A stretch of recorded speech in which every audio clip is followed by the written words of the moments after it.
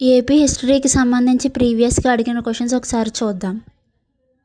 గోదావరి ఆనకట్ట నిర్మాణంలో sir order కాటన్కి సహాయం చేసిన ఆంధ్ర అధికారి ఎవరు?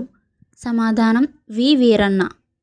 క్రీస్తు శకం 16-17 శతాబ్దాల్లో చేనేత వస్త్రాల వ్యాపారంలో ప్రసిద్ధి చెందిన ఓడరేవు పట్టణం ఏది? సమాధానం నరసాపురం. 16 మరియు 17వ శతాబ్దాలలో తీరాంధ్రలో నౌక నిర్మాణ క్రియ చురుకుగా కొనసాగిన ముఖ్యమైన ఓడరేవు ఏది?